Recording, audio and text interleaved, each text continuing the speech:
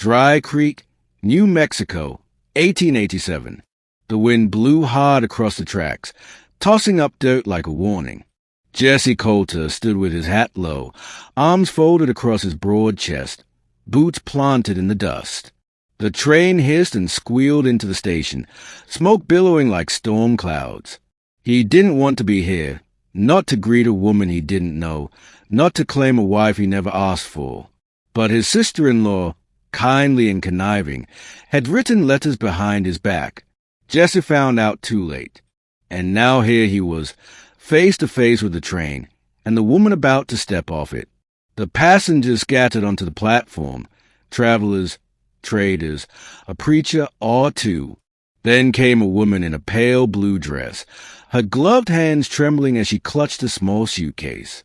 Her bonnet shaded her face, but when she lifted her head, Jesse caught the shimmer of a single tear sliding down her cheek.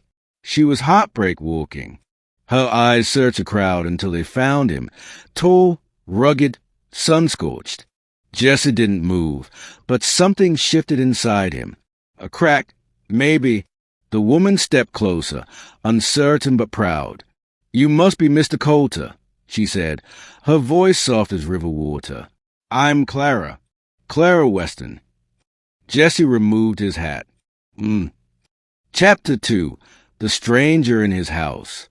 The ride back to Jesse's ranch was quiet.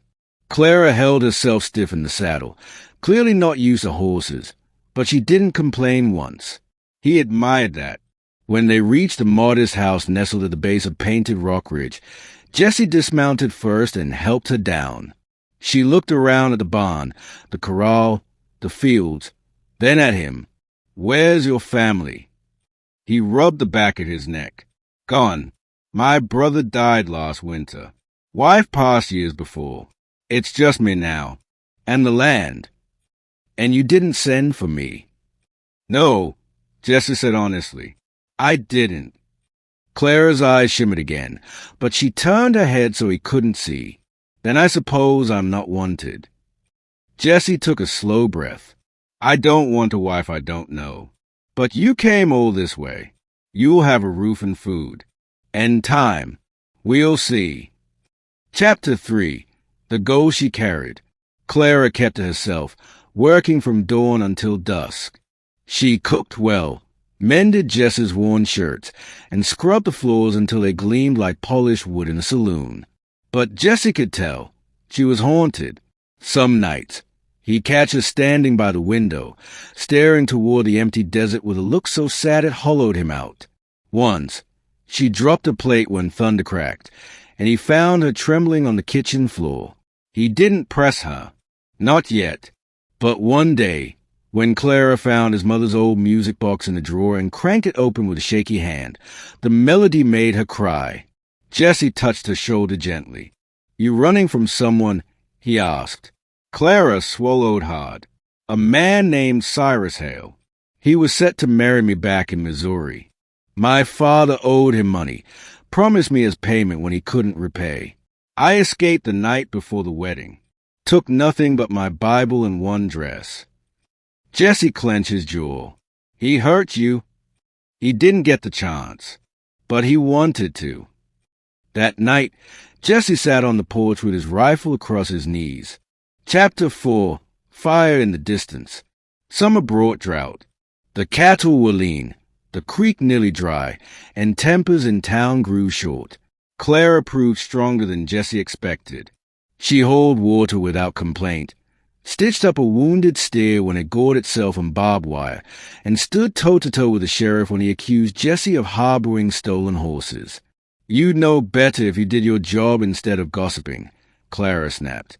Jesse nearly smiled, but danger was riding closer. One evening, a man rode into Dry Creek, black coat, silver spurs, and a scar down his cheek. Cyrus Hale. He asked questions, and the townsfolk talked. When word reached the ranch, Clara froze. "Is he?" Jesse nodded. "You stay close to me. I won't let him take you." "But if there's a law in another county?" "I don't care if there's a governor," Jesse growled. "You're under my roof. That means something." Chapter 5. The Burning Night. The fire started in the barn, lantern oil and flame, wicked hands working in the dark. Jesse kicked open the door and ran through the smoke, dragging out a foal and 3 cows before the roof caved in. Clara helped, coughing and crying, her hands blistered from hauling buckets. They stood together watching the barn burn. Jesse's face was ash-streaked, his eyes narrowed. "Cyrus," he said. "I'm so sorry," Clara whispered. Jesse turned to her, cupped her face in his callous hands. "Don't be. You didn't bring the devil. He followed you, but I'll end it." Chapter 6. Reckoning in Dry Creek. Jesse rode into town the next morning, gun strapped to his thigh, boots silent on the porch of the saloon. Cyrus sat inside, sipping whiskey like a man without fear. "I don't believe in threats," Jesse said, voice calm. "I believe in truth. You got 2 choices. Leave town now, or stay and die here." Cyrus laughed. "You think you can protect her forever?" "I think I ain't missed a shot since I was 12. Cyrus stood slowly. "She's mine by law." "She's free by God," Jesse said, and drew. 2 shots cracked through the saloon. Glass shattered. A scream echoed outside. When the smoke cleared, Cyrus lay bleeding on the floor. Chapter 7. A New Sunrise. Clara wept when Jesse returned, his arm grazed but alive. "You could have been killed," she said, holding him tightly. "I'd do it again." She pulled back, searching his face. "Why?" "Because you matter. Because I've watched you heal this place. Heal me. Because I care, Clara, more than I ever thought I could." She kissed him then, sweet, slow, and sure. Later, they rebuilt the barn together, side by side. He taught her to ride better. She taught him to laugh again. Months passed. Rain came. The grass grew green, the cattle strong. One morning, Clara handed Jesse a folded piece of paper. "What's this?" "Our marriage license," she said, smiling through tears. "If you'll still have me." He didn't answer right away. He just picked her up, twirled her in the air, and kissed her under the open sky. Epilogue. Redemption in dust. Dry Creek whispered with stories of the outlaw who found love, of the wounded woman who claimed her freedom, and of a ranch where 2 broken souls made something whole. Jesse never wanted a mail-order bride, until she stepped off the train with a tear in her eye and walked straight into his heart.